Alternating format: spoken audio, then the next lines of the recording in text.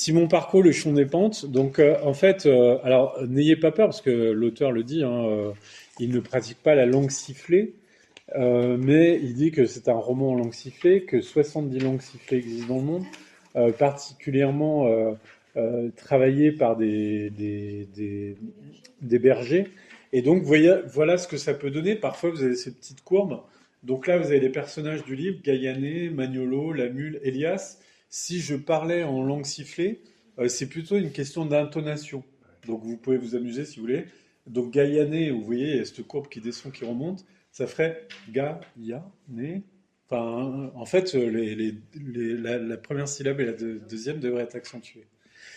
Voilà, et c'est Gaillanet, au début du livre, qui, dans un étroit de la vallée, voit apparaître des bergers autour d'elle qui lui disent tu dois monter, parce que Gaillanet a quelques petits problèmes dans la vie, une jeune femme, tout ça, et ils lui disent tu dois monter dans les alpages.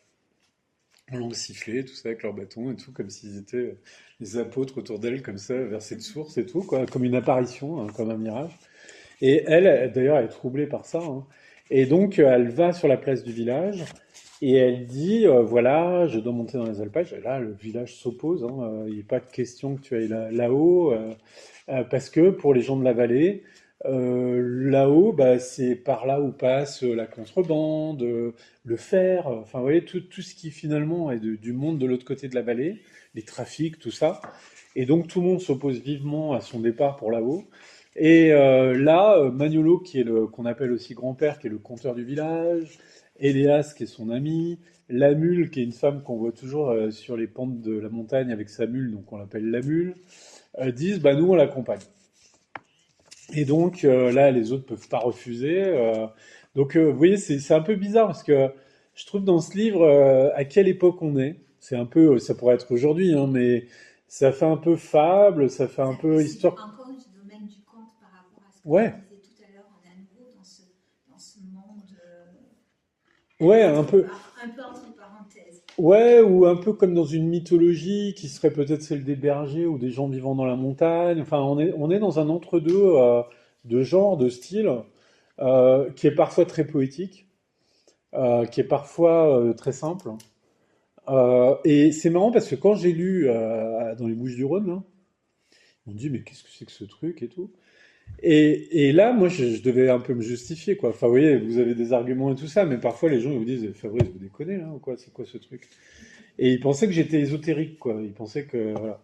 Et là, c'est vrai que d'un seul coup, en relisant mes extraits à haute voix, parce que en fait, parfois, quand on fait une lecture silencieuse, on est dans un trip. Moi, quand je l'ai lu, j'étais en plein été, tout ça, j'étais complètement trippé. Je me dis, mais qu'est-ce que c'est que ce truc, quoi? Ce mec, il est complètement, je sais pas, illuminé. Enfin, je savais pas où j'étais, quoi. Je savais pas si j'étais dans la fable, dans la poésie, dans la mythologie. Enfin, et je me disais, c'est singulier comme langue. Et là, en relisant, c'est vrai que l'extrait que je vais vous lire, vous allez voir, c'est vrai qu'il y a un côté, une langue qui poétiquement dit les choses et en même temps dit leur sens. Ou en tout cas, leur implication sur votre esprit. Et le truc le plus simple qui m'est venu comme ça, et ben je me suis dit, bah ouais, en fait, ça me fait penser à quelqu'un. Alors, je trouve qu'il est 10 fois supérieur à, enfin, je sais pas si on doit comme ça, le prophète de Khalil Gibran. Ce texte, quand il vous dit la maison, la montagne, tout ça, il vous décrit des choses, ou quelque part il vous parle poétiquement des choses, et en même temps il vous dit le sens que ça a par rapport à vous. Et là, quand je lis alors, quand je vais lui sortir ça par cause, c'est sûr, il va me dire, mais vous êtes fou, il va me virer dehors, il va me dire, vous avez mal lu votre livre, c'est pas possible, j'ai aucune référence à Khalil Gibran, enfin voilà. Mais bon, c'était une référence commune pour tout le monde, et je pense que tout le monde a aimé Khalil Gibran, quoi. Enfin, les gens ont moins de mal à aller vers Khalil Gibran que peut-être d'aller vers Simon Parco, alors que tout le monde devrait aller vers Simon Parco comme ils vont vers Khalil Gibran, quoi. Vous voyez, moi j'ai de l'ambition dans les plans de lecture, je veux que tout le monde lise Simon Parco, quoi.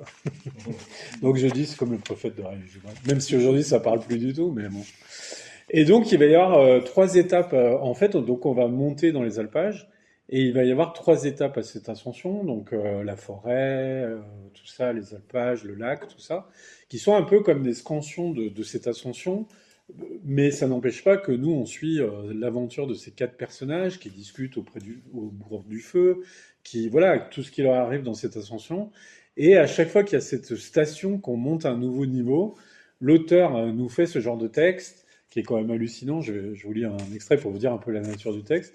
Donc ça s'appelle, là on est dans le chapitre 6, les 3 étapes d'une ascension, alpage. Et entre parenthèses, nous faisons la juste jonction entre Dieu et l'humus.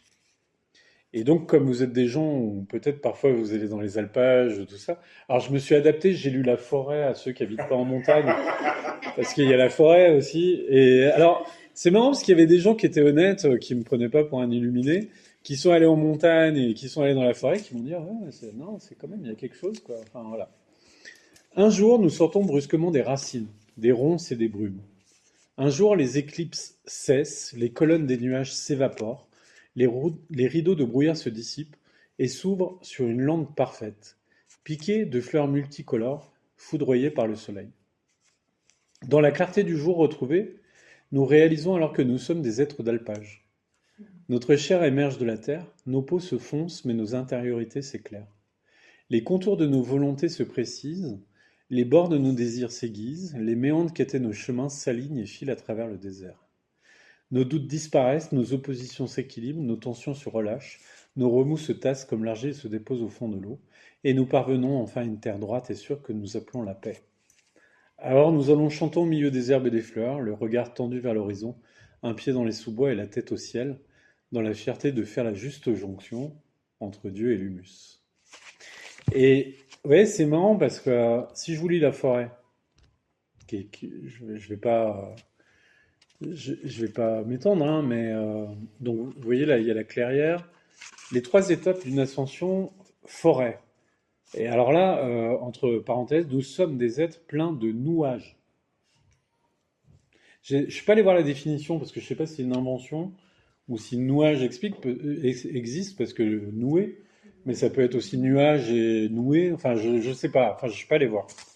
Mais c'est pas marqué comme un mot inventé, donc voilà. Et écoutez ça parce que là, vous voyez, il parlait quelque part de la psychologie, de la poésie de l'alpage, hein, qui est une ouverture sur un désert. Là, on est dans la forêt. Nous sommes des êtres de forêt. Comme elle, nous sommes faits d'ombre, de torsions et d'entrelacs. Ce que nous appelons, et je suis allé en forêt la semaine dernière, j'atteste la véracité de ce texte. Ce que nous appelons nos intériorités sont des repères de lianes et nos âmes des sous-bois brumeux dans lesquels 1000 désirs se chevauchent, s'enchevêtrent, se rencontrent et se contredisent. Nous venons de l'humus et nos chairs ont la saveur des racines. Elles se mélangent avec les chouettes, des salamandres, des serpents et des fougères. Nous pensions vivre dans la clarté de nos certitudes. Nous pensions tracer des chemins droits dans le désert. Nous pensions que nos identités avaient la consistance des rochers. Nous pensions que le monde se donnait dans la lumière. Mais la forêt nous rappelle que nous sommes plutôt formés par les ombres et qu'il n'y a d'autre vérité que l'illusion.